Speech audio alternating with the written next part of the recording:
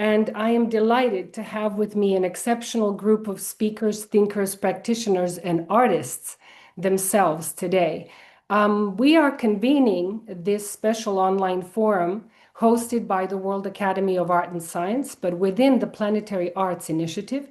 And I want to take this opportunity to thank the World Academy of Art and Science for hosting and having the understanding of the significance of this topic, which your presence today verifies and validates, but also to thank my colleagues from the Planetary Arts Initiative, whose founding member I am, and especially Dr. Joe Nurse, under whose leadership this committee has been gathering exceptional front of, again, philosophers, thinkers, policymakers, practitioners, artists, and social artists, which I think is most important to me today.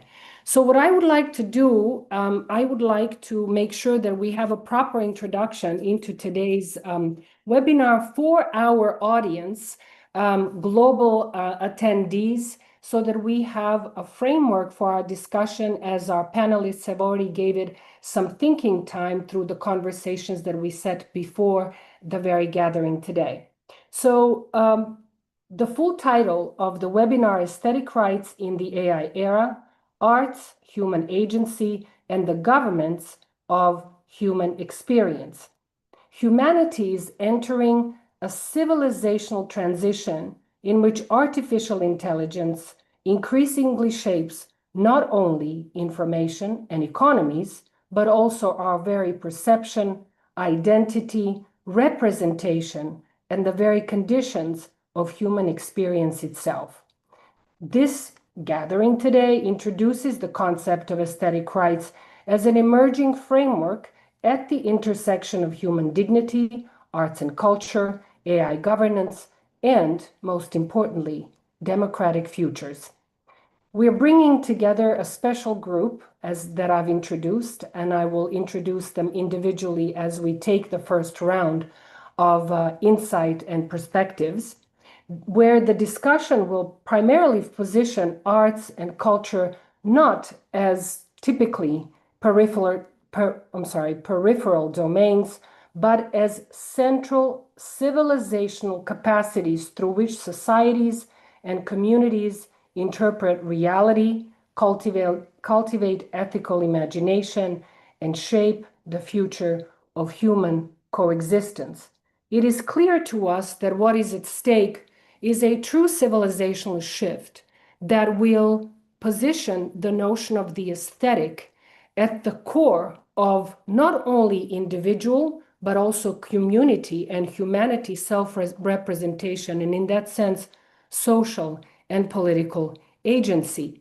And I would like to share with you quickly the developing trajectory of this notion, very briefly, where I've started thinking about this question in 2018, considering art, the aesthetic, and aesthetic rights, in a special paper that I wrote, which I think you will find interesting, that I situated the notion of the aesthetic within the very core of the rise of human rights consciousness. And I relied on that perspective, of course, on Immanuel Kant, but more importantly on Voltaire, who, witnessing the terrors of the so-called Lisbon earthquake, out of deep humanity and empathy, wrote a poem to that occasion that became the seedling of the human rights consciousness, as the notion of the right of every human to dignity, safety, security, and solidarity in that sense. So this is where it started, and this is where I've also positioned the aesthetic at the core of the political, as it is not only decorative and peripheral, as I said, but it is the very way we emerge in the world and in the democratic space, in the agora, if you will.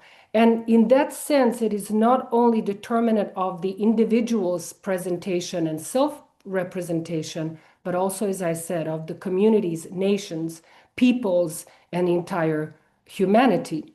Indeed, if we want to frame this even further, every nation, every community, every organization, every business has been symbolically constituted first.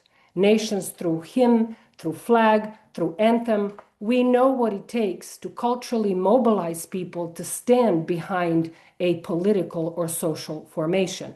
Without belaboring that, I also want to mention that there was a 2020 article about the systemic engagement of the arts and culture for social transformation, and then, which was a powerful experiment, exploration, and accomplishment in the government of Montenegro in 2024, the National Strategy for Interculturalism and Social Cohesion became the implementation of this framework in the underlying or the undergrid of that national strategy, which positioned and poised the Montenegro as the first country in the world to inscribe the culture of interbeing, that is profound interconnectedness and interdependence, as its public policy. And now here we are today at the current conversation, and this is why I'm going to just briefly offer a beginning of a definition of what those aesthetic rights then are. And I will add a very key notion here. Why the aesthetic is so key today, not only because of the attention economy, not only because of the risks as well as opportunities of our mediated representation and collective harvesting of a civilizational accomplishments of humanity via artificial intelligence and other technologies, but also because of a particular thing that I called on before in 2020. The need for a revolution of empathy and solidarity, what I call the empathetic revolution, because we're living in the era where the anesthetized and distracted existence is one of our key issues. And because of that, the antonym or the opposite of the aesthetic is not anesthetic or any other category, but actually it's anesthetic, anesthetized, numb, not being able to feel, expressed and connect to ourselves, to others, and the whole of humanity. So this is just a brief set of introduction of notions that should frame the conversation. And I would like now to call on my wonderful panel, starting with His Excellency, President Egils Levits, who was or is President of Latvia 2019 to 2023, Judge at the European Court of Human Rights, and the Special Representative for International Law and State Responsibility.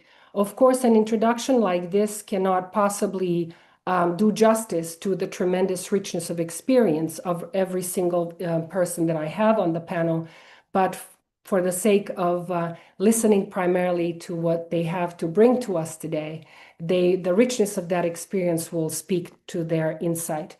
Your Excellency, please. Thank you, Mila. And first of all, I would like to thank you for this initiative.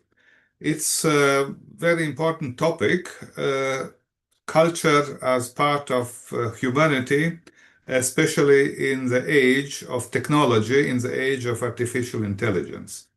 And I think there is necessary to have a balance between culture in broad sense, very broad sense, and art is one part of culture, of course, but as a counterweight to technology. And therefore, I would like to present to you 6 short theses to this issue. As a first, art defends human dignity against technological reduction. In the age of artificial intelligence, surveillance, and algorithmic governance, human beings are increasingly treated as data profiles and predictable behavioral units. Artistic expression resists this reduction, reduction of humans to data profiles. Literature, music, film, visual art, and others preserve ambiguity, emotion, memory, and individuality, dimensions that cannot be fully quantified. And this is very important because we have the tendency to quantify all life. And culture, especially art, is resisting this tendency to quantify humans. And the art therefore protects the idea that human dignity is intrinsic and not dependent on efficiency or technological usefulness. The first thesis. The second thesis is culture shapes collective consciousness. Societies are formed not only by laws and institutions, but also by symbols. You mentioned that. By symbols, narratives, and aesthetic experiences. Art, architecture, rituals, literature shape how communities understand the world, understand the history, identity, and the future.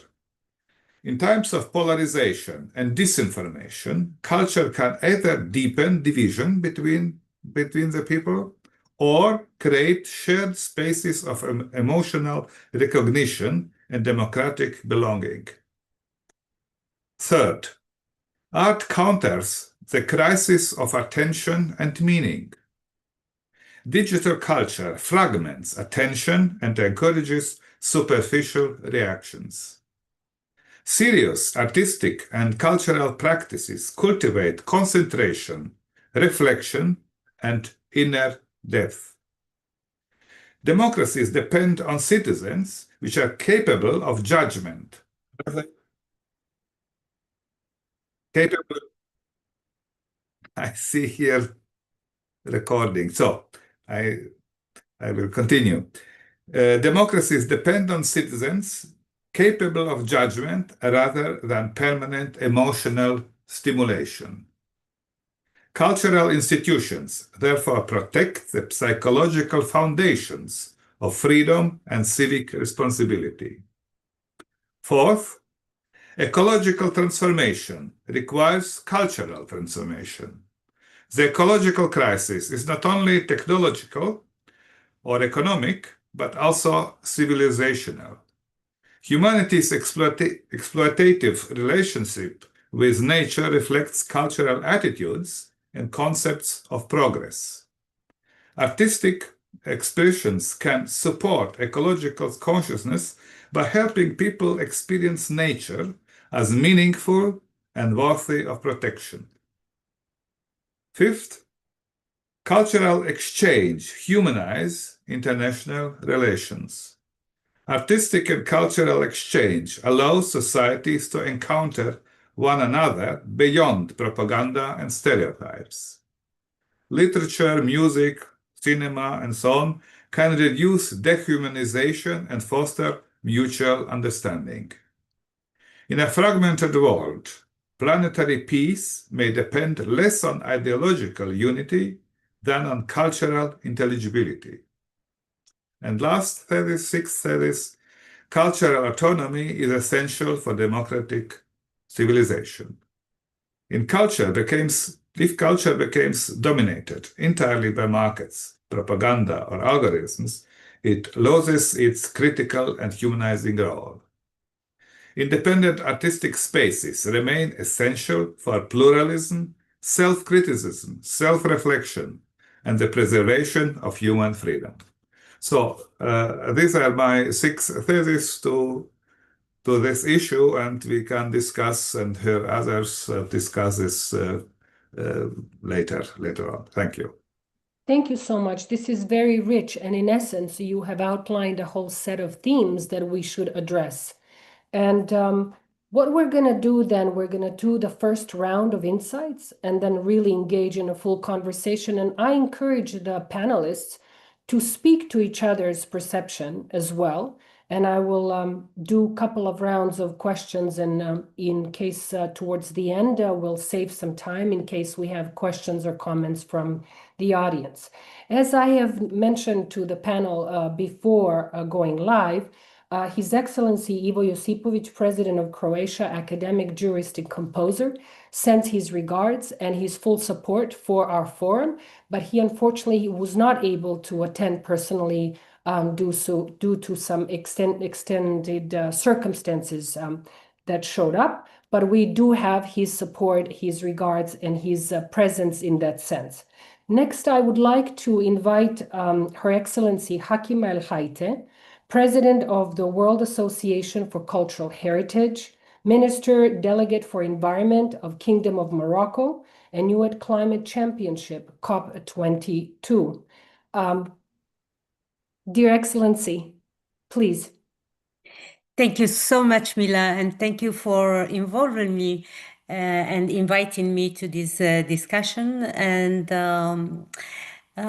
you know that I'm an engineer, and I have more, I will say, technical background than a cultural background. But let me share my very humble experience together with you. When I serve as president of Liberal International, we have placed that time, I would say 4 years ago, digitalization and artificial intelligence at the center of the Human Rights Committee works. And I was asking the Human Rights Committee to make a study and to make a report on the impact of digitalization and artificial intelligence on human rights and also on human dignity. And you know that it's very close to my heart, human dignity. So we understood that time, and why the Bureau has asked for this work, that these technologies are not neutral, as you say. These are not neutral tools, and they might reshape identity, representation, and you say that the very conditions of human dignity. And for us, it was important to examine how digitalization, of course, and artificial intelligence that create many opportunities can also create divisions and exclusions and more, I would say, non-inclusive word. So our committee reports warned that without oversight, algorithm could undermine autonomy, silence diversity, and weaken freedom of expression. And the truth and the biggest conclusion was, if we don't control the algorithms, they will control us and even create and repeat some biais, I don't know the word in French, but some problem we are living now, like stereotype with women, etc. Bias. So that was the conclusion of the study we did. So today we have insisted that artificial intelligence governance must be rooted in human rights and democratic value, and this is what we said. And we argue that digitalization must serve human agency, not replace it. And we were advocating for that in the EU Commission, and we worked together with PACE to promote this the result of our report in the EU Commission. So it's about safeguarding humanity's ability to create, to interpret, and to give meaning to its environment in this increasingly environment of artificial intelligence. So and that's exactly what was the recommendation of UNESCO and of OCDE, etc. So there are, I will say, my second very humble experience comes from the fact that I'm coming from the South, and I was the first non-European and first president coming from the global South. So I have in the same time this feeling of being with a background which is different culture, different religion, different understanding and of the culture. And I was always saying to my European and Canadian and American friends, please look at the Africans with the glasses of the Africans, because when you don't understand the culture, that can lead to conflict, because it's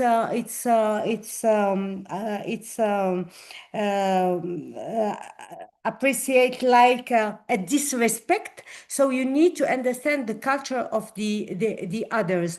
And I can tell you that many misunderstand conflict or misunderstanding have led to conflict and even escalation. I can talk about the culture understanding, but also religion misunderstanding, and also colonial legacy, you know, when you come and you impose your culture on another. So and you can understand what leads me as president of Liberal International to create this association of culture and heritage, because I think that making people talk together, making people understand the culture of each other, and can lead to more peaceful world and also to a more inclusive growth. And it's why I create this Karama Summit, which is, in my opinion, intercultural dialogue of civilization, and it's bringing the world together, the culture together, and taking into account all the challenges we are facing, because we can create technology, we cannot replace the genuinity of a human being. And it's why this declaration is important, and it's why we want to introduce through Watch to this organization the human dignity within every political decision the world is taking, internationally or nationally. So thank you for inviting me. I'm an artist by heart, you know. And I think that art and culture can really lead, is the pathway to a more inclusive, more tolerant. And you talk about a word I loved, which is empathy. That can develop empathy in the world. And this aesthetic right, you have this new, for me it's something new, you know. I'm not like you, an artist or a specialized of art, but I think that understanding art and also taking into account the challenges artificial intelligence is now posing in the world is extremely important to safeguard human dignity. Thank you. Thank you so much, Your Excellency. And you outlined something that really works well with Excellency Levitz's conversation, that outlined some key themes, but particularly focused on, I think, social cognition that is happening in this civilizational shift. And you, in your own way, point towards the structural pillar, the foundational axis, if you will, that is the framing of aesthetic rights as a cross-cutting dimension of the AI-mediated futures, with particular focus on security and sovereignty that you mentioned. So we're talking today about an emerging framework for human-centered AI governance, and in that sense, a human-centered technological development. That's the key here. So instead of continuing, which I think is already a wonderful build-up, I would like to call on our dear Ambassador Peter Galbraith who is U.S. Ambassador, policy advisor, academic, and author. Please welcome. There. Okay, unmute. Thank you, Mila. I have to say I'm honored to be on this panel. Also feel rather poorly qualified to be on the panel, which includes political leaders, composer, ballet dancer, actor, the president of the World Association of Cultural Heritage. And for me, my credential is simply that I like to go to museums. I also live part-time in the city of Venice, where I'm speaking to you from right now. And of course, this is a place, perhaps more than any place in the world, that is shaped by the arts and by the aesthetic. I also want to comment on what you said at the beginning about art and what was also in one of your articles. Art is also, it is not separate from the political process. I remember, I think it was in 1992 on Capitol Hill, there was a huge gathering to comment and celebrate the end of communism and the end of the Soviet Union, America's great triumph in the Cold War. And as was true for an American event, it was all about us. Some people like me thought more credit was due to Gorbachev and to the people of the Baltic states and so on than having us claim all the credit. But one of the analysts said it had nothing to do with that. It was about rock and roll. Rock and roll brought down communism. And actually, I think there was great truth to that, because what was the message of rock and roll but to challenge authority? And you made reference to that when you talked about Woodstock and Live Aid. I want to engage in a bit of reverse nepotism and talk about a book that Harvard economist John Kenneth Galbraith wrote 70 years ago. That was possibly the best-selling book on economics in the 20th century. It's called The Affluent Society. And the title took its theme from the book's subject, the amazing transformation of economics from the well-studied challenges of scarcity, because that's what all of economics was about, to the not very well-studied challenges of plenty, of the affluent society. And what Galbraith noted, that our measure of economic success in America, and actually in the world today, is GDP, gross domestic product, the value of the goods and services that society produced.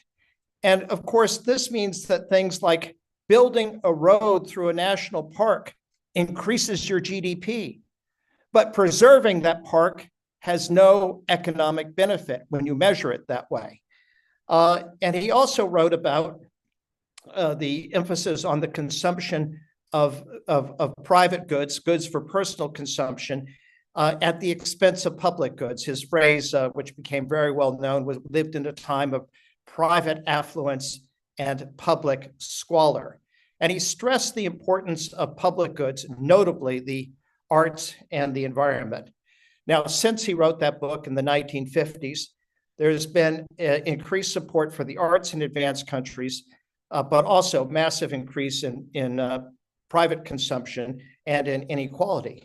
The question now is not whether we are entering a new era, but what it will be like. AI's proponents emphasize that it will make work unnecessary. And eliminating tedious and physically demanding labor is not necessarily a bad thing.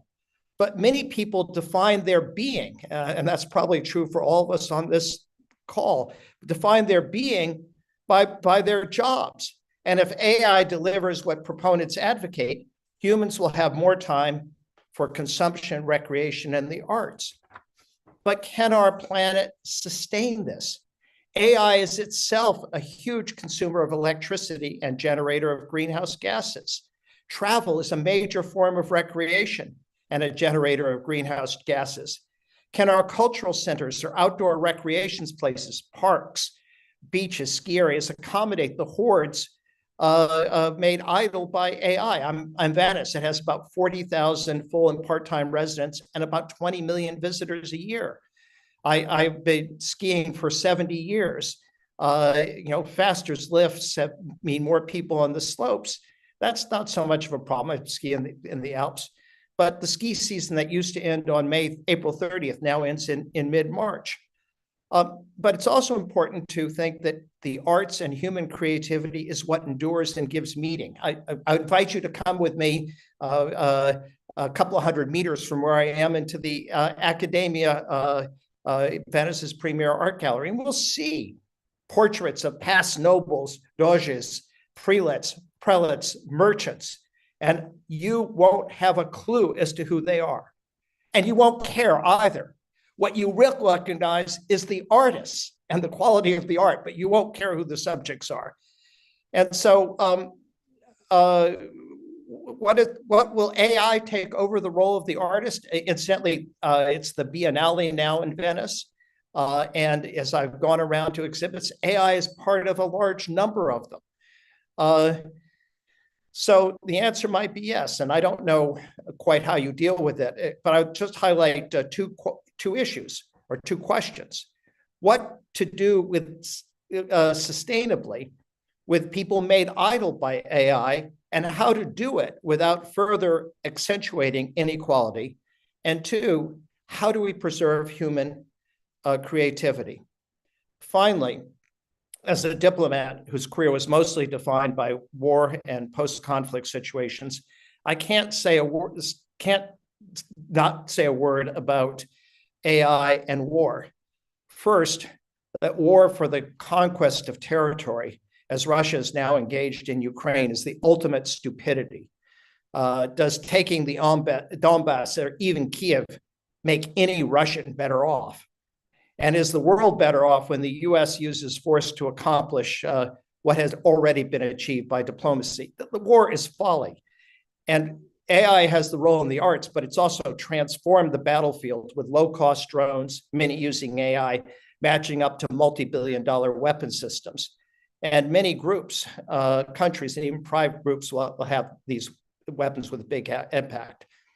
Last paragraph here. At a very prestigious foreign policy event a few years ago, the CEO of a leading AI company assured the audience that the chances of AI leading to an extinction event were, quote, vanishingly small. I raised my hand and spoke up, and I said, frankly, I'm against even vanishingly small chances of an extinction event. Extinction is really bad for the arts and for the entire human race. So as we consider the role of AI, we need to think about it in terms of how it impacts the arts and culture, but also our survival. Thank you so much. I mean, what I find extremely valuable is the process of inserting a phrase, a potent phrase, right? Symbolically packed phrase and historically packed phrase that becomes an inflection point. It wedges into the field, and now we are opening the field to realize we're getting all the way to not only, social cognition, we're going to questions of security, diplomacy, politics, right?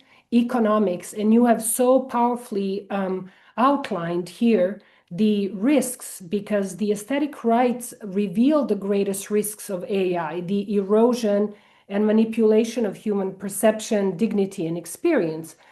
But they also, as you noted, unlock the greatest opportunity, which is placing the aesthetic at the very center of the new civilizational paradigm and enabling self-actualization economies guided by conscious technologies. So we are looking at the full spectrum of the issue that this particular concept allowed us to open, but also to put in the forefront what we thought was superficial. Whereas the attention economies, the media, and businesses and corporations knew all along the value of it, monetized and capitalized on it. And it's just a reverse process where we're realizing the power of claiming your own mind, your own attention, your own artistic expression. So I really appreciate that you also reveal this double bind between art as externally expressive, but what I've heard from all three speakers so far, that art is deeply human within their own identity and placing it at the core of the identity of humanity. Because as I always say, we are zoon symbolikon. We are symbolic animals. We are the meaning makers and we are the culture makers. And this false, fallacious dichotomy between nature and culture in us is not functional because we are by nature cultural beings. So, speaking of art being at the core of one's identity, I think it is just really wonderful to be able to introduce Marcus Zabela. I hope I'm pronouncing that correctly. International finance professional, ballet dancer, and our youth representative. Marcus, you are not our token youth. I have to say that because we've met at the Global Baku Forum and exchanged many deep conversations, and I'm really happy to have you here and don't want to put the weight of presenting all of youth, nor should we, on you. But I think what vouchsafes for your range, for your spectrum of being, is exactly the diversity of your self-expression and your self-investment in different domains of human activity. So please. Thank you so much. Well, I want to start by saying what a huge honor it is to share this panel with such distinguished speakers and be among them. And also to the World Academy of Arts and Science and Mila Popovic for giving this opportunity to share my perspective and use this platform. And you actually put it perfectly that finance is what I do and what I enjoy tremendously. But a dancer is who I am from a very early childhood, and I hope I can dance through my life till the very last breath. Well, where do we start? We live in a world where our technology moves faster than our ethics, and our politics are more polarized than our problems. And the planet is signaling a need for a radical shift in consciousness. But if we talk about unity and bringing people together, so many tools that we have used in the past, I would say they were missing one element. And what is that element? It is the human element, and which brings me to my core idea that as human beings, if there's one thing that unites us is our human nature. And I truly believe that inherently all of us seek creativity and artistic expression, each differently. For someone it's dancing, for someone it's singing, poetry, knitting, for someone it's making a beautiful bouquet of flowers. And there's a beautiful quote that resonated with me by Robin Williams in the movie Dead Poet Society, where he says that medicine, law, business, engineering, these are noble pursuits and necessary to sustain life. But poetry, beauty, romance, and love, these are what we stay alive for. And that really resonated with me. So to return to your initial question, I would say that now more than ever, art and aesthetics play a huge role in our lives, and we can also see that in the statistics and data. It was at the beginning of the year where the biggest opera houses in the world, they published the data of the audience engagement, and the performances are sold out. And even here in Latvia, I mean, to some theaters, it's nearly impossible to get tickets. You need to wait in line, and you can only go there in a year. But there's something very special about live performances, this sense of community, and what the element that I like, the notion of margin of error. When you watch a singer and the possibility of a crack in the voice, or for a dancer, sort of a short disbalance, it creates this human experience that artificial intelligence and let's call it perfectionism just does not offer to us. And I think there's something very beautiful in seeing one's imperfection and natural being. Now, I don't want to discredit AI technology completely because it has, offered us tremendous value in all aspects of life. But it is something that the technology and AI particularly does not have this sort of. It is programmed to not have errors and to really execute its its mission perfectly. But so I inherently believe that as we move on as a society and as technology advances, this is what we will be seeking more and more. This sort of artistic expression and curiosity for creativity. And I can see that in my peers and people around me, we're more and more interested in nature and disconnecting in personal conversations, something that has been missing for a very long time. And also speaking from a youth perspective, something maybe that has been taken away from us with technologies. But I'm very, very positive, and I see that this is slowly coming back, and it is something that we all long for, and it will only accelerate, and I have no doubt about it. Thank you so much. I really appreciate that, Marcus, because you are pointing to something that we will all, in time, increasingly recognize as valuable, our own imperfections that are creating cracks in the identity, in the performative, right? In a way that allows us, makes it possible for us to meet through vulnerability. That's how our bonds happen.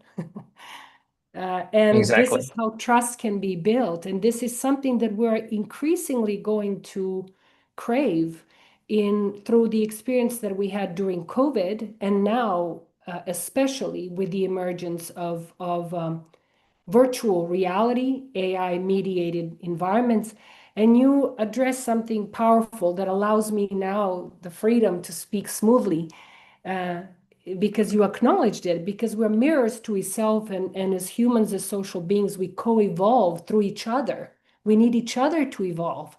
And what allows me now to speak smoothly is your recognition of the so-called genius stutter, of the blessed hesitation, right, of a human being, by which we might end up recognizing ourselves in the world of augmented humanity, where we might have different species.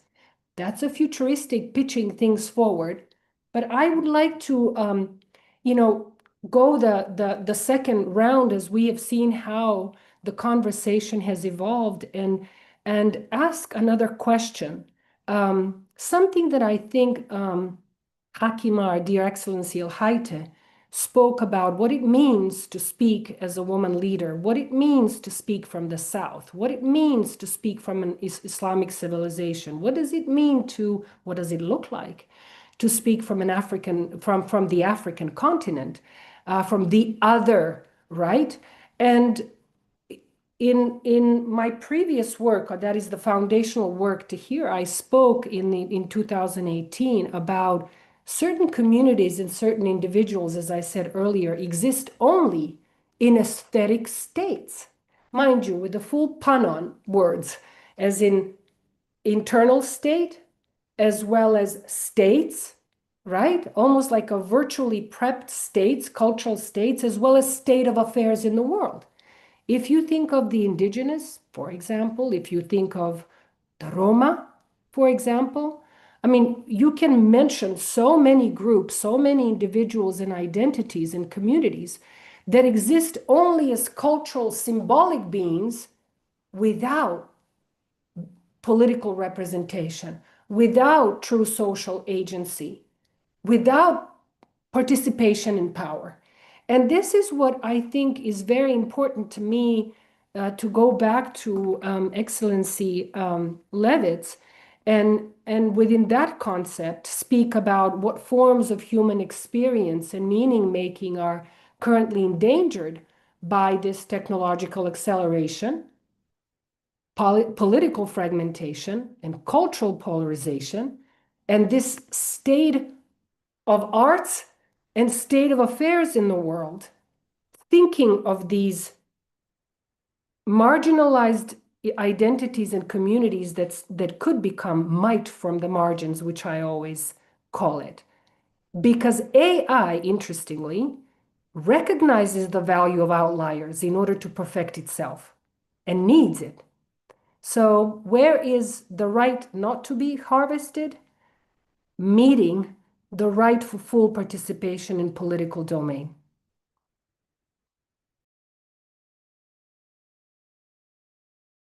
Excellency Levitz, if you want to unmute yourself, please.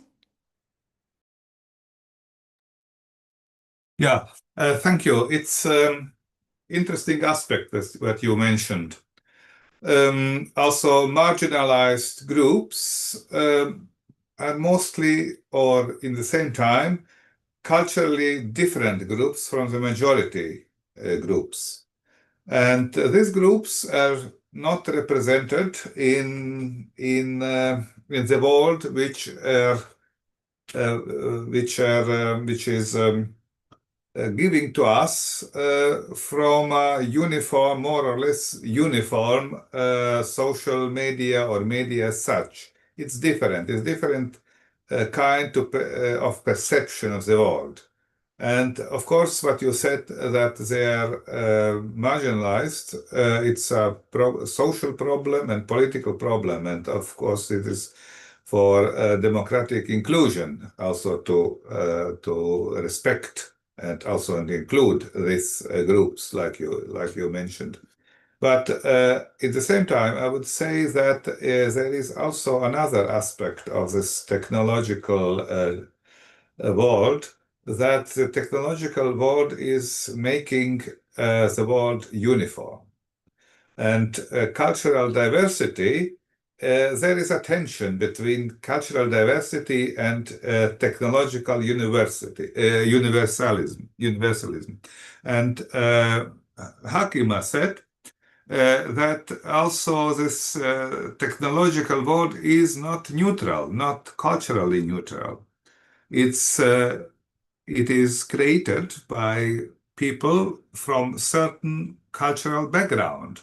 And also this background is a part of this technology. And I can easily see by ChatGPT or by Perplexity, I'm using Perplexity more, that the answers which they are giving are not neutral, but reflect a certain worldview, certain Western American worldview.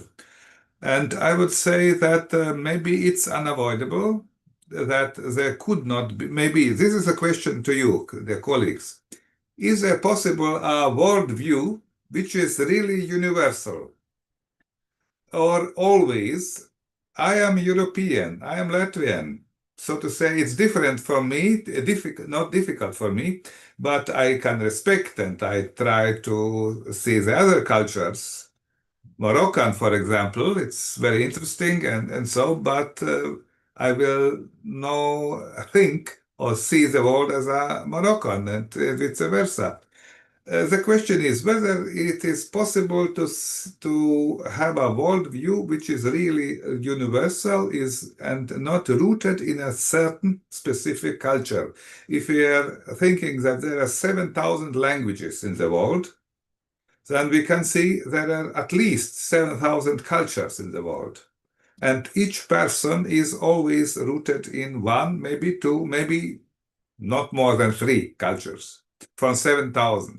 So, as a question to you, whether there is a really universal worldview, and if it is so, that whether this technological worldview, which is promoted by social media, could be really neutral, or we should accept that it's not neutral, And then, of course, there are certain consequences, how we are accepting that or reflecting on that, whether we accept this values which are transported to us from social media or not, or seeing, oh, this is already culturally biased or not. This is my question to the colleagues.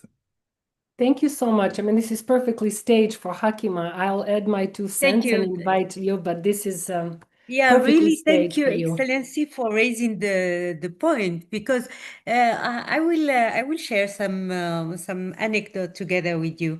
I have a hobby to decorate houses, you know, and I bought artificial intelligence for decoration. And I propose a space where I want to make a Moroccan sofa, etc. The decoration it gives me has nothing to do with the Moroccan house. Nothing to do with the Moroccan house. And indeed, Excellency, you're right. It had been built by European minds, European intelligentsia, which has nothing to do with the culture we have and the habit we have to manage and to manage make a furniture for a space.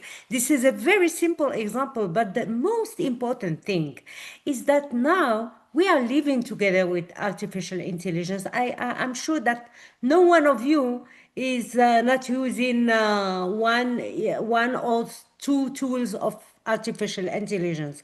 And artificial intelligence is cross-cutting all the sectors, from services to industry to the army, all the sectors, to health even.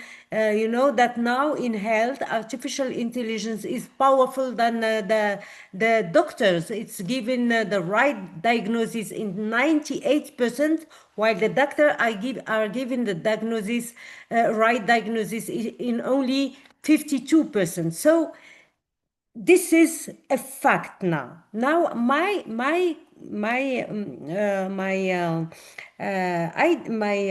thought is, how can we build such international framework and regulatory framework in a way to safeguard human rights, to safeguard human dignity, to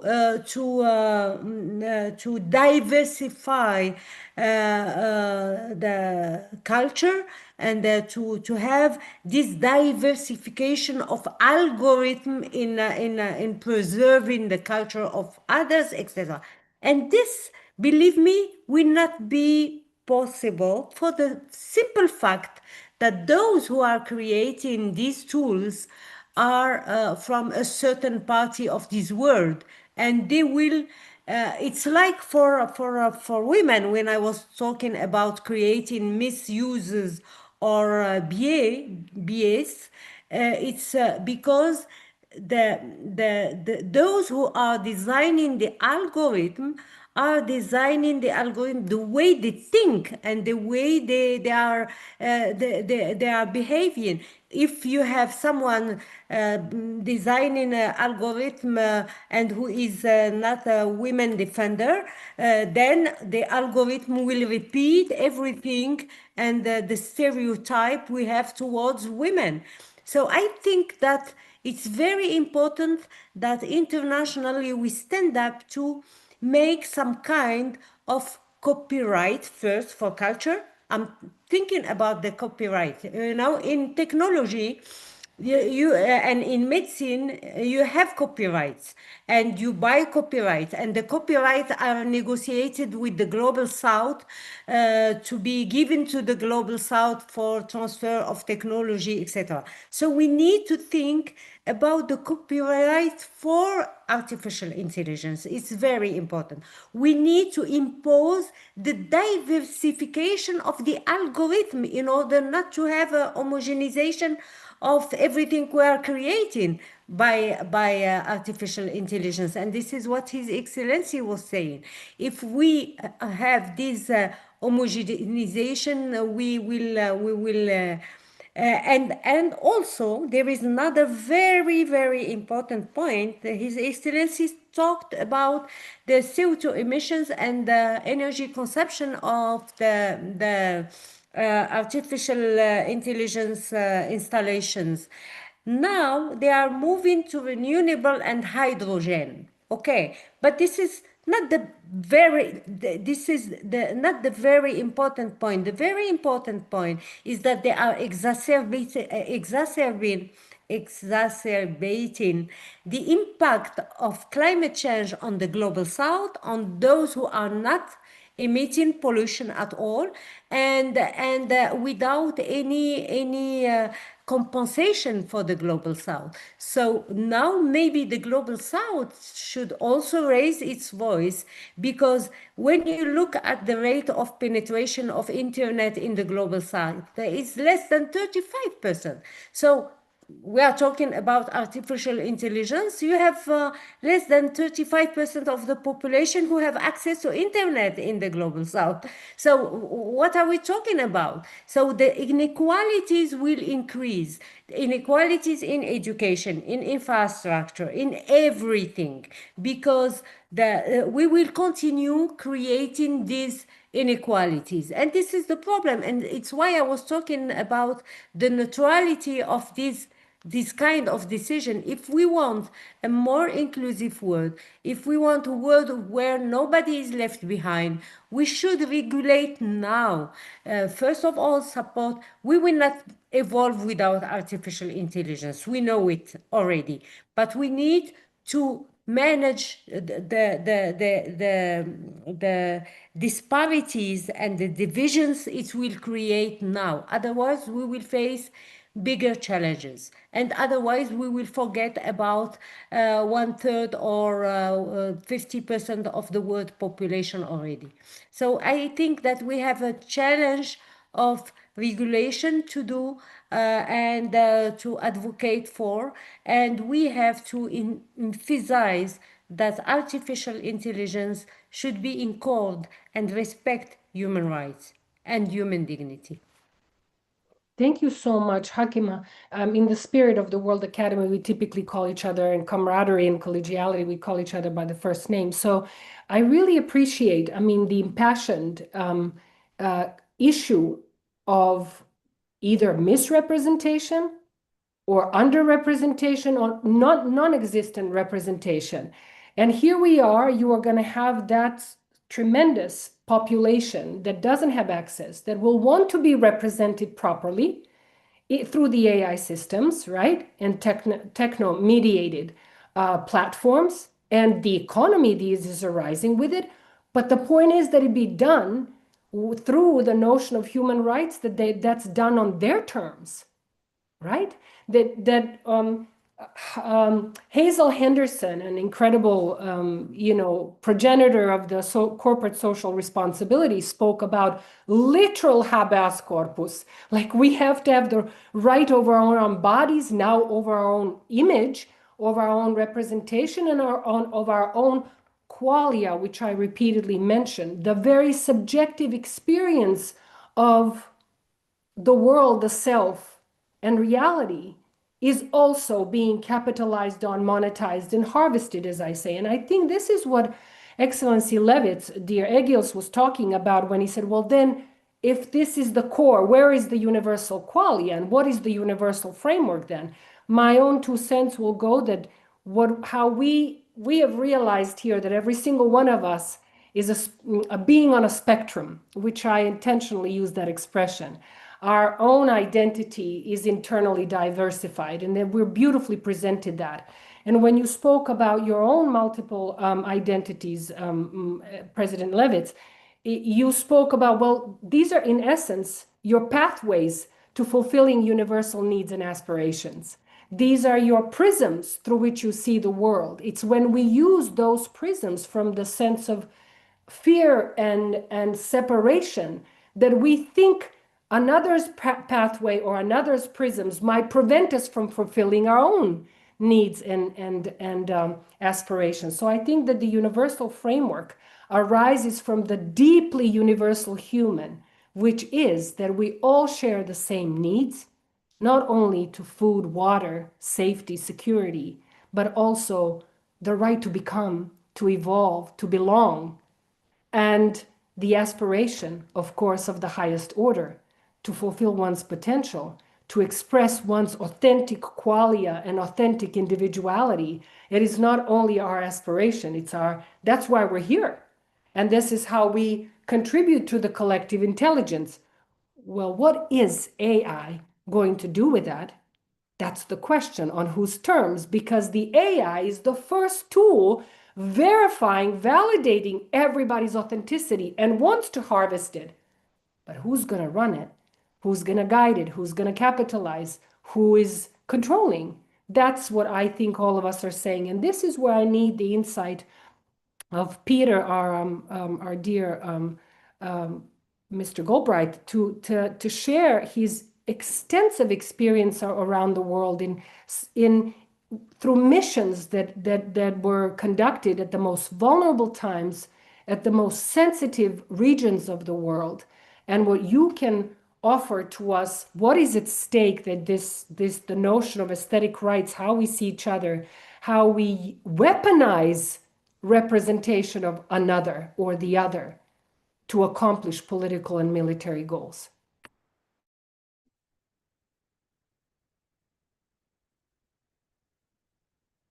Unmute, please.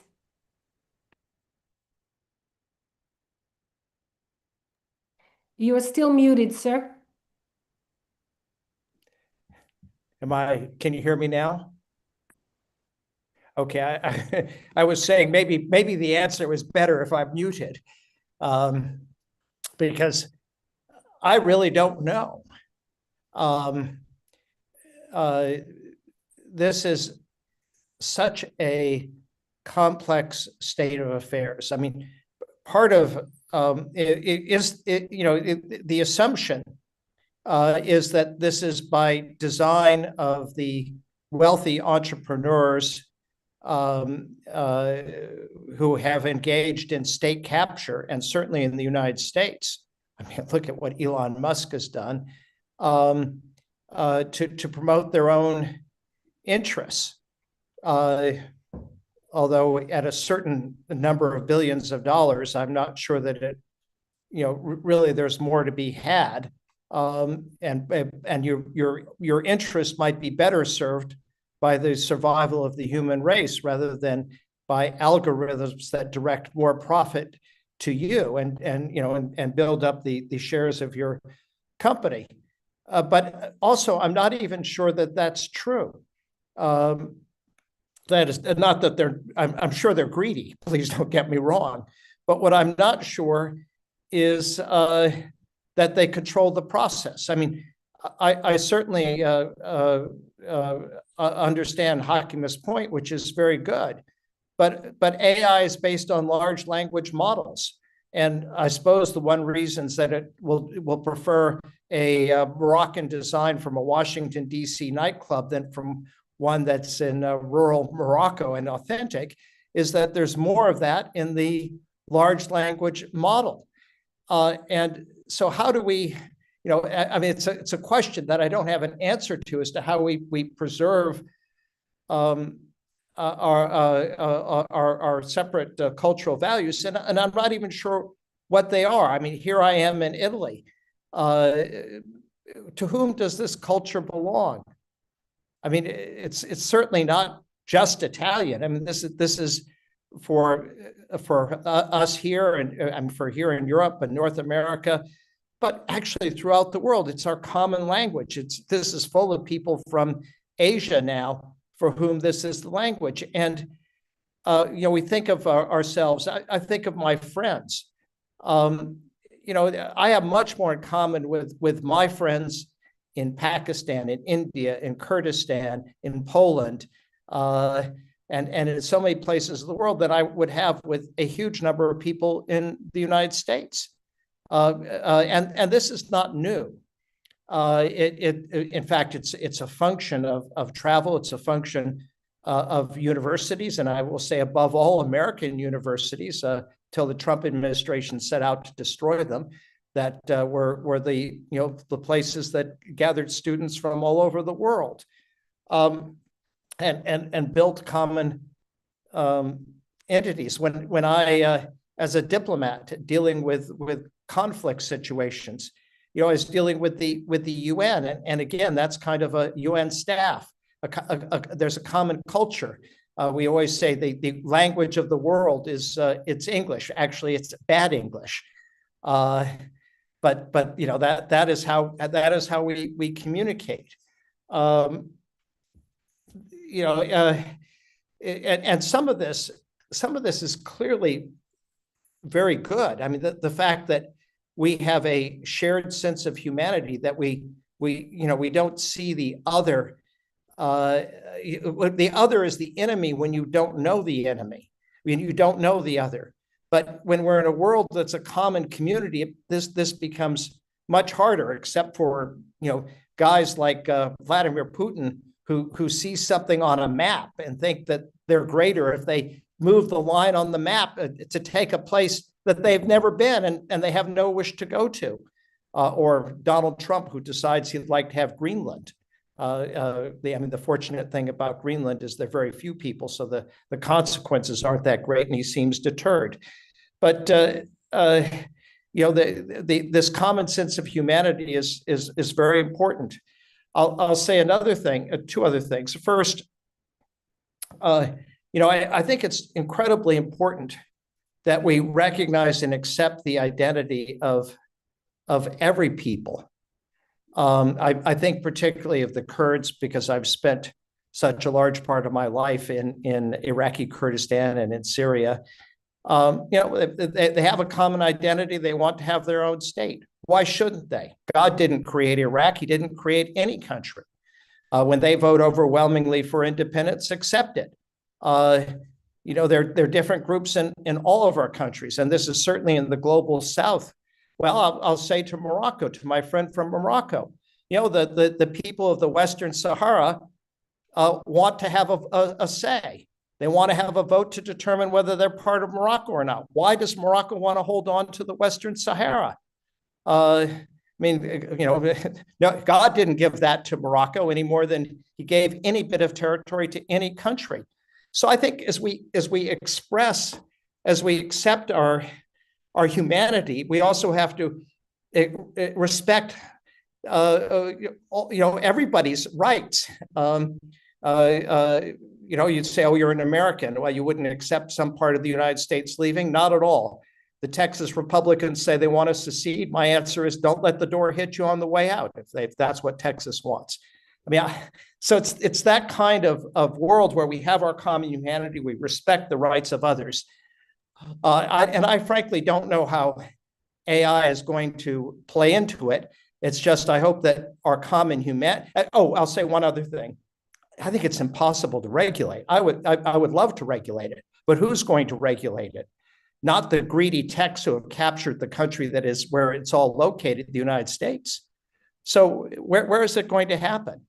We have to confront not say what we wish would happen, but we have to confront the reality of the world as it is. I'll stop there.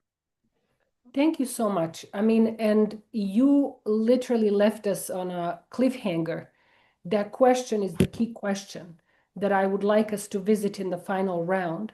But before this, I would like to hear from Marcus. May I, Yes. if you allow me? Yes. Yeah. Okay. Yes. I want just to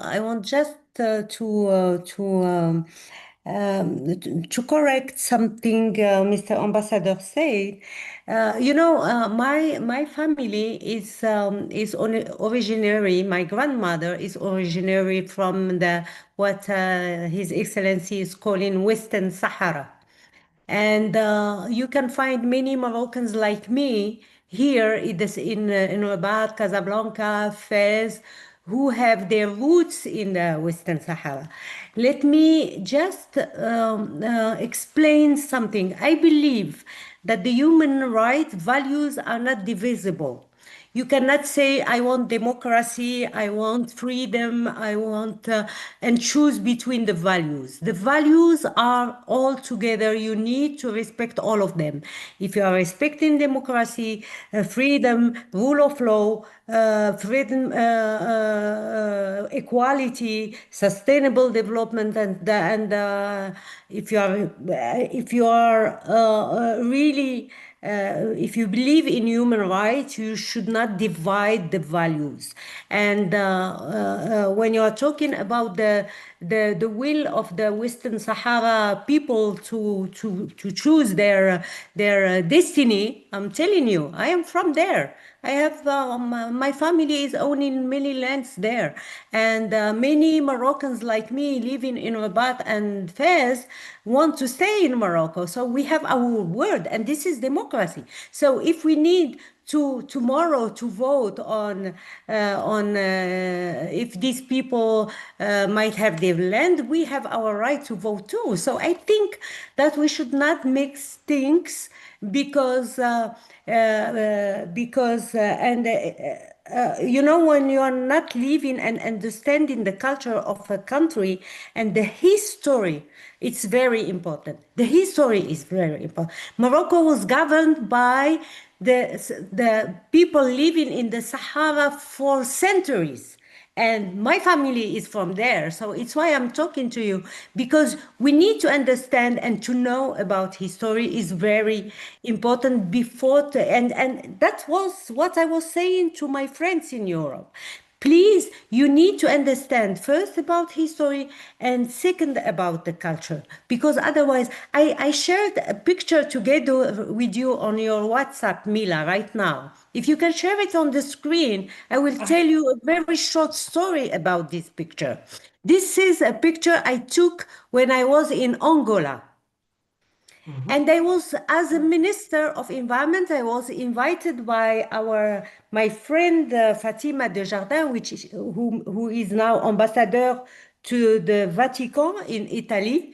And I was invited by her to go to Angola, and I took this picture of a woman in Angola in a village when we were visiting a social installation of the Minister of Environment. And let me tell you, I was put in a huge scandal here in Morocco because of this picture, because people here understood like I was I was disrespectful to the tradition, I was really and put under huge scandal here in Morocco because of the misunderstanding and the lack of empathy of people.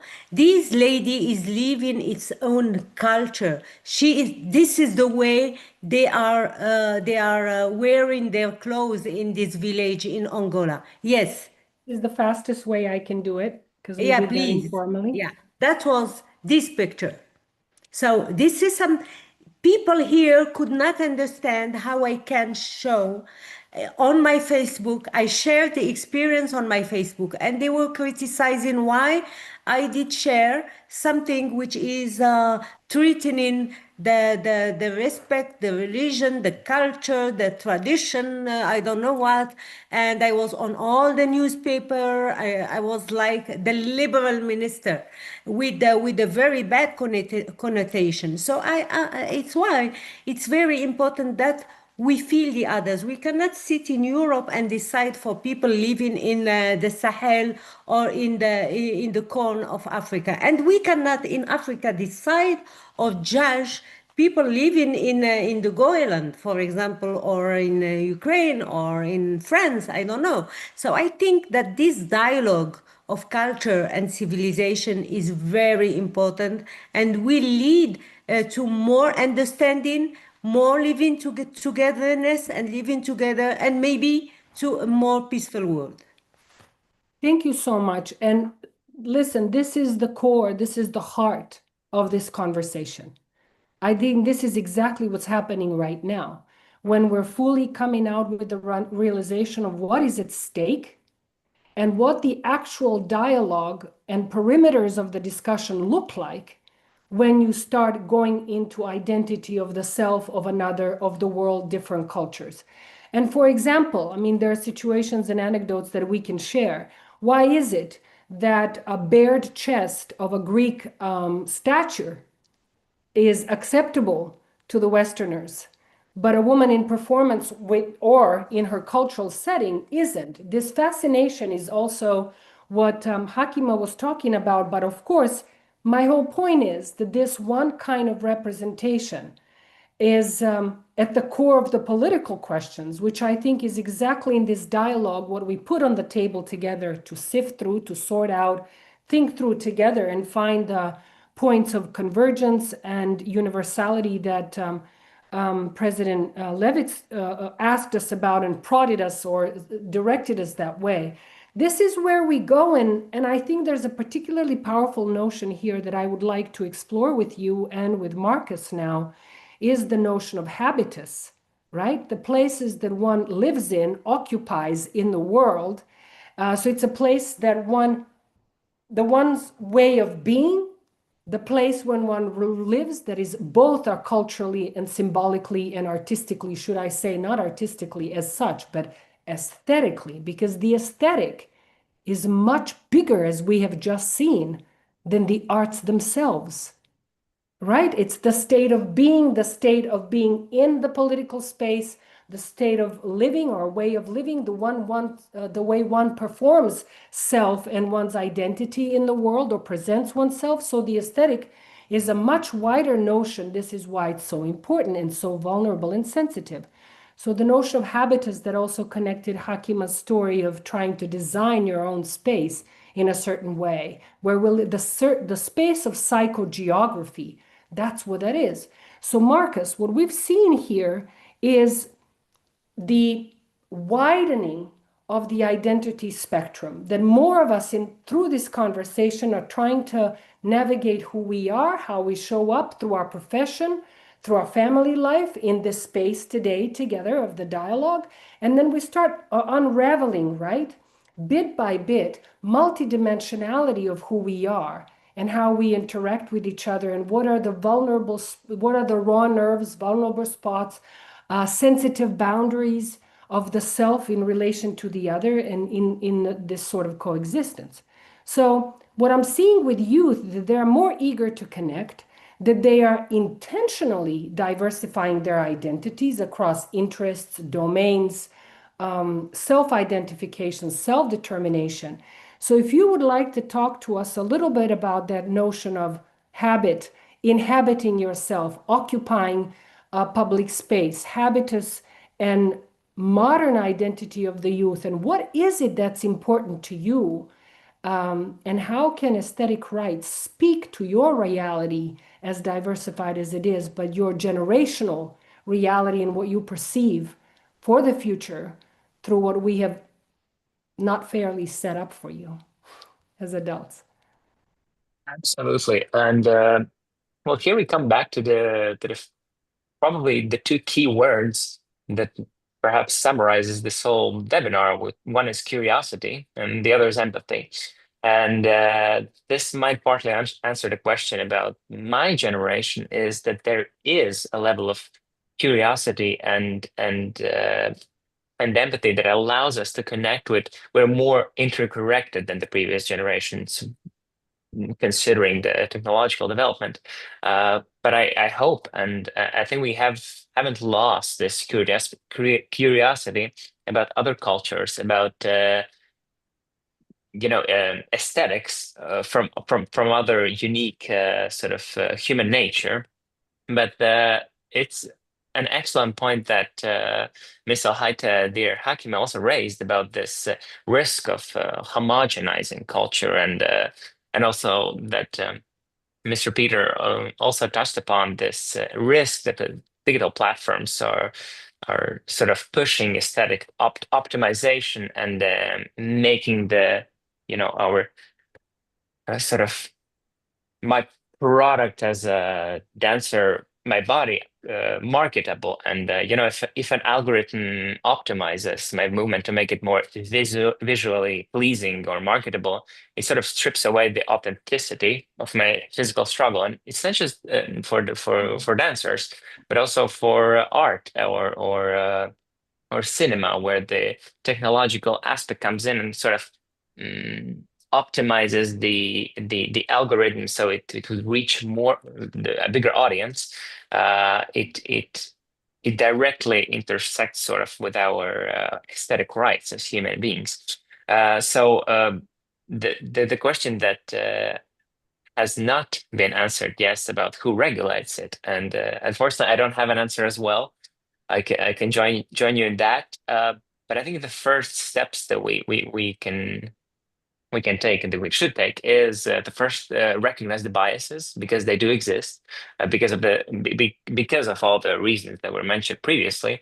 So we recognize them, but then inevitably we have to stay curious to sort of mediate and kind of level out them, because will they ever be sort of avoided or sort of resolved, biases? Well, that's a question to be answered. But as long as we have this empathy and curiosity for other people, for other arts, for other cultures, this is, in my opinion, the key to sort of grow together and sort of create this community of similar values. So while I don't have the answer to who regulates it, the starting point is to recognize it. Yeah. Thank you so much, Marcus. You articulated something that is at the heart of what we're doing here today. And you did it exactly through your innermost artistic expression, through the language of the dance in your body.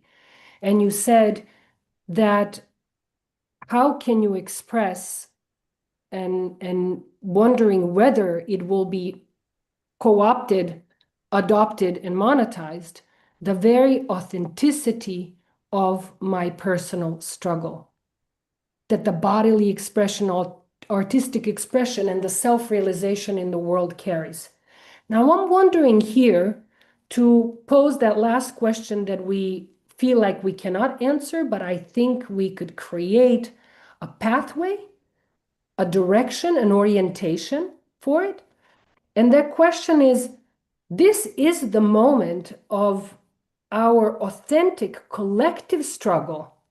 This very now, every conversation, every admission that for all the richness of our experience, we are not able to give answers to something that is absolutely overwhelming us, which is our own collective intelligence and where we have gotten through our collective intelligence.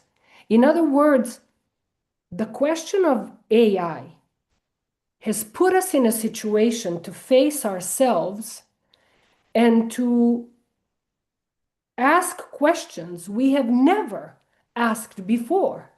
This is the evolutionary impetus. We have never asked questions like this before. And at the core of them is the moral orientation. And I've asked before, the ultimate question for us will be not only how to create a dangerous mind, but how to create a beautiful mind. How can we create an aesthetic mind? Aesthetic AI. I think this is the key. And I always said that it will require ethical, aesthetic, and ecological code to do so for our well-being. So my question, final question, will be the question of how can aesthetic rights be articulated as a global policy framework, as a pathway into the rights of every single one of us in this collective intelligence, informing AI to produce for us that. To ensure for us our own aesthetic rights, right? It's a looping back effect, right? So how can aesthetic rights be articulated as a global policy framework, complementing existing human rights and guiding the governance of intelligent systems? And what kind of then institution, educational systems, and international collaborations are needed to protect aesthetic rights and the human capacity for perception, empathy, introspection, imagination, and meaning in the AI era. President Levits, I'm going to hand this over to you like a hot potato, but you have had so much experience in the Council of Europe in Europe, and I think there are mechanisms that are especially in Europe with its normative power might help us find more trustworthy systems that we can trust with our own lives. Yeah, it's the question of all questions, the mother of the questions, I would say. What Markus said on biases, I think, concerning social technology, especially social media as such, there are two levels, social media and artificial intelligence. I will take it together.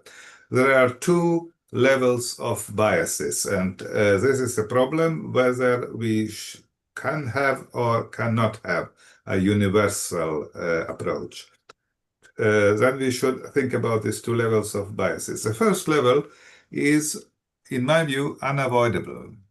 So the artificial intelligence is looking to us and mirroring our, so to say, what we are doing in internet and so on. And this is a cultural belonging, a cultural identity, and each person of the 8 billion humans in the world belongs to a certain culture. Maybe sometimes to two or sometimes to three, but you can look to the world only through the culture. So to say, me as Latvian and Markus, maybe we are looking to the world through the eyes of our culture. And it would be, if I would not spend 10 years in Japan, I would not look to the world as a Japanese. So this is unavoidable, I think.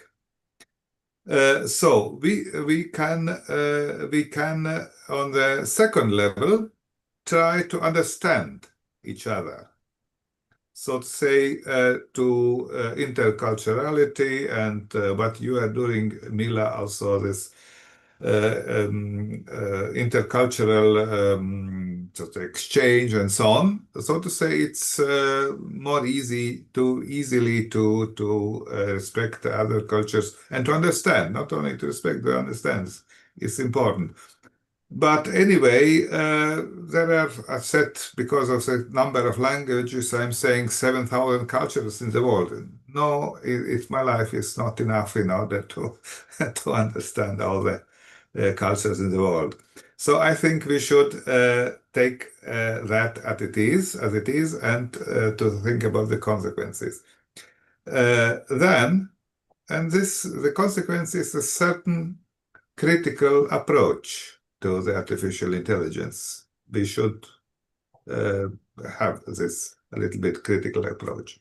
The second is quite political issue, and then that the big social media are controlled. Markus said you don't know who is controlling, but this is 5 to 10 big companies are controlling. And you can see on Twitter what is the content of Twitter 5 years ago, and now you can see the political shift very clearly because of the owner. It reflects the political worldview of the owner of Twitter. And this is spreading throughout the world. And not so obvious, but also Facebook and so on. Also, the owners of the big tech companies, social media companies, also trying to influence our worldview, because especially the younger generation is taking the information, what happens in the world, through the social media. I don't know that is very good, because it's, for for certain reasons. But anyway, we can see that we are in this situation. And then your question, Mila, how we can create artificial intelligence or social media, I will take that together, which is empathic and aesthetic and so on. On technical level, it's maybe possible if the technical or the owners are saying also we are filtering what on social media happens and only good things and beautiful things are going through and so on. It's one possibility, but I don't think this is realistic, and also I don't think that is also good. Then if it is not possible, or then the question is how to go to more fundamental levels, which are, I think, uniting all 8 billion peoples. For example, a certain basic empathy, and each human being there is a certain empathy to other human beings as an anthropological issue, I would say. And maybe in this way, we can create a certain universal ethics. Very, very basic ethics, very basic, not because above that there are cultural different ethics.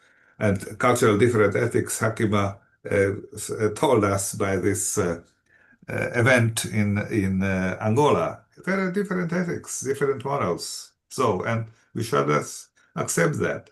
But on the basic level, there is also there are certain fundamental, certain fundamental approaches which are universal, I would say. And on this level, it would be in principle possible that also artificial intelligence is reflecting that. Let's call it what it is then. The one that is absolutely universal to everybody. Where did this come from? From legal point of view, there is the oldest legal norm in the world. So in all cultures which we know, it's the same legal norm. This is reciprocity. Also, do nothing to others which you are not wishing that others are doing to you. It's in the Bible, and I think in other religious books and so on. Yes, even outside of the religions as we know them. You go to any community, you go anywhere in the world, there is a moral core in every human being and every community, which is the sanctity of life itself, out of which the notion of human dignity comes, out of which aesthetic rights are saying we want representation, out of which human rights are saying, my God, universal rights and responsibilities, I always say. But there is no culture that says it is okay to kill. Yeah. The sanctity of life is the very basis of our individual humanity, of communal life, of national organizing, that our lives matter. Guess whose else should matter? So this is where I wanted to drive this. The sanctity of life is the baseline. And for that, anybody can and should be held accountable through that which is aesthetic, which is true, good, and beautiful. This is my God, this is the Western ethics, which never came about without Eastern thought and Eastern illumination. So we have a unified root of common understanding.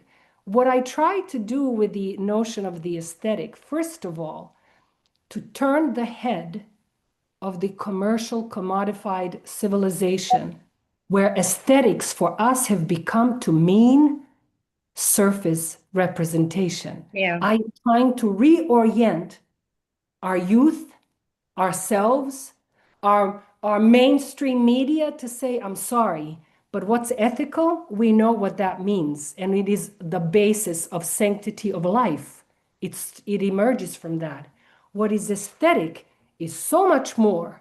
It's what makes you human, expressive, and individual and community than the surface aesthetics that are being blasted for us. That was the reason. And ecological brings us back together to the universal ethics. So we could not fix the world today, but I think we might just, I know there's so much insight. If you want to stay for another round of brief insight from where we could take this notion, how we can generate what President Levitt said, what you actually said is we need shift in consciousness. We need evolution of consciousness, tiny, from the sanctity of life, at least. So my question is then from there, where can we take the notion of aesthetic rights? So why don't we do a tour de force, right? A quick speed run of insight where you get to say, even in code, if you want to, what's you're passionate about and what has gotten awakened in you through this conversation, and then I'll round it off through an offering at the end. Please unmute yourself and take this round. Keep the floor open, unmute yourself, and everybody's full of energy. This is the greatest challenge, that at the very end, we're at the beginning. Yeah. So May I? Mr. Levitz, you were burning to say where we can take this policy. So unmute yourself, sir, and do a fast run. Yeah, very short answer to you. There is an interesting philosophical book or philosophical work of Hans Küng, and he tried to take together all the five big religions: Christianity, Islam, Buddhism, and Hinduism. I think also Chinese religion, in order to extract what is common to the big religions in moral sense. And I think this is a good starting point, and exact what you said, also sanctity of life, of human body, absence of certain absence of hunger, for example, and so on and so on. There is, we can say, there is a basic morality, universal basic morality, and that is exactly what you said. Thank you. And that's what's beautiful about us, if we want to talk about aesthetics, that we are in the space of moral questioning of ourselves, exactly because our own tools of AI put us at the place where we have to look at ourselves in the mirror. So let's do the speed run. Peter has been waiting patiently, taking notes. We're doing this just open human speed run now. Well, thank you very much, and I want to apologize for having taken us down to the Western Sahara, which I've been to with 3 different times all over. My point is that I would like to have more time to discuss it together with you. My point was that reciprocity. I should have used Montenegro as my example of respecting the people's rights. The Kurds have the same rights, and you can't expect people to respect your rights if you don't respect theirs. And that applies to lots of places. And there is a UN resolution, incidentally, calling for a referendum in the Sahara. But I'm going to leave that aside because that goes down a rabbit hole. I'd make a couple of other. I really don't want to debate this because it really is not. This is not the place. Yeah. I wanted to get on the aesthetics. I was thinking about this. What is I think when photography came along, painters, felt somewhat eclipsed. You think of Van Eyck, who had the very great precision to render his subjects, and then you have photography, and then it went in a different direction. And you wonder. I wonder whether AI is going to produce art and music and film that is more pleasing than what we do. if you come to the Biennale, you can see why that possibly could be true. But I worry about it. I mean, I don't like it because do machines cease to make us human? But do we become sort of blobs who then absorb what AI gives us? I think that's an important point. On culture and language, language is part of culture, but it isn't just culture. I think of being in Budapest in 1968, just after the invasion of Czechoslovakia, and ran into some musicians and basic dissidents listening to the Rolling Stones on the banks of the Danube. And that was a kind of that music, which I'm sure the Hungarians and probably President Levits, you growing up in communist Latvia, paid much more attention to rock and roll than you did to Karl Marx. That was what was in their head, and that was in English. I mean, more than certainly for this group, more than Hungarian music. So culture is more universal. But again, you also have to respect the individual culture of, again, like the Kurds or the Montenegrins. There are just two other points. I can't help but comment on what is implicit in what President Levits was saying, which is, are we now in a situation where a handful of oligarchs are controlling the social media algorithms? So rather than sort of being democratic and built on large language models, as we are told, they are directed by a handful of people who are almost trillionaires. And therefore, are we entering a time for our grandchildren, for some of you, Marcus, children, or yourself even, of where there'll be kind of a global dictatorship by a few. So rather than, in many ways, technology and the internet have been, and the spread of culture, rock and roll, have been highly democratizing and spreading. Are we entering into an era where the opposite is happening? And again, we come to, ultimately, that maybe this is a different kind of extinction event. And my final point, because I was struck by something, Neela, you said in one of your articles about Woodstock, and I was thinking about the way in which culture, that and film of the day, and maybe art of the day less, but even art of that. I think of Roy Lichtenstein. One of my favorite posters was a young blonde woman saying, Lichtenstein-like, maybe it wasn't him, nuclear war, but what about my career? But there was Woodstock. I mean, young people behaving as the elders did, badly. I mean, with all this music, rolling around in the mud, swimming naked. But it was also liberation. At that time, I mean, there was a page one story in the New York Times in 1969 about a young woman at Barnard, the women's part of Columbia, who was living with her boyfriend. That was considered, and think of how much more liberated and liberal our times are, not just in the US, but basically in huge parts of the world. And so I say that Woodstock and rock and roll, because I do subscribe to the view that rock and roll brought down communism in the Soviet Union. Part of it was, things that I saw myself, but just what I observed. So, culture is hugely important.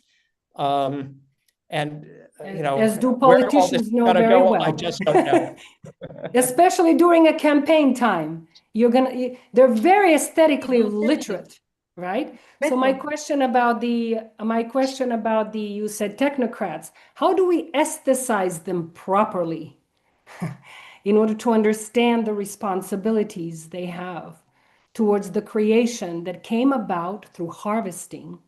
Mila, you are asking a new question. Yes. I thought that I'm not asking a new question. I'm leaving it to the audience. We are concluding. A brief answer to that, Yes. which is I don't think you can Thanks. educate Elon Musk. Oh, Yeah. we don't, we Yeah, and can't I mean, even open I don't that. know about, a few of them may be more educatable, but if the effect of this is the opposite of what the internet, of what the book did, the printed book, the Yes. newspaper, the internet, which was democratizing, if this is actually centralizing, and we're putting their hands into people like Elon Musk and some of the other oligarchs, we are in dangerous times. Thank you, thank you. So I was hoping for a speed round. Hakima, please, we are elevating this to the I'm universality. concluding because I have to jump to another meeting, but let me just remind that we are living in a very challenged world, not only because of the artificial intelligence or climate change. We are living in a world where everything, all the values we stand for after the Second World War, all the institutions, the multilateral system we have creating since the Second World War is collapsing now. And I think that what we need today, we were asking the $1 trillion question, how to control AI. I think that we need to come back to the values, to the core values of humanity. And we need to stick to things and maybe to correct, because we see that the multinational system is not working anymore now. We have a backsliding of democracy. We have increase of authoritarian regimes. We have wars. We have pandemic. What humanity is living is, I will say, after each crisis, humanity is reacting and building something better. What we need now is really to rethink our multilateral system, because no one can control Elon Musk in United States or in Europe or DeepSeek in China. We have to stick to this multilateral system, to reform the multilateral system, to bring together nations, to decide together, to give the places for the 50% of the world population that was forgotten during the constitution of the first General Assembly and the first the multilateral organizations. So I think that it's deeper than only AI. We will not. We listening to all of you, to you, to Mila, to their excellencies. I was relieved. I said, okay, I did thought the right way by organizing this summit on human dignity and the universalism of humanity in Fez, with this declaration. And the objective of this declaration is to advocate for a deep reform of all our multilateral system, of all our international law, to make human dignity in the center of everything we are deciding now. be What coded by human humanity is dignity. facing now is more than only the challenges of artificial intelligence or climate change. Imagine you can build the biggest installation of artificial intelligence anywhere, and you have a climate disaster and everything collapse. So what we are living now is more dangerous than any time before, because we are not controlling. You can control a war. You can decide, Trump can decide that tomorrow he will go and invade the Golan. Russia has decided to invade Ukraine. Israel has decided to invade Palestine. We can decide such things, but we cannot decide about the climate disaster that will happen and remove the whole humanity. We cannot decide about one genius, Elon Musk, in United States creating artificial intelligence and undermining our humanity. We cannot decide about such things. So we need to come together. And for me, the best answer to such things is a strong multinational reformed system.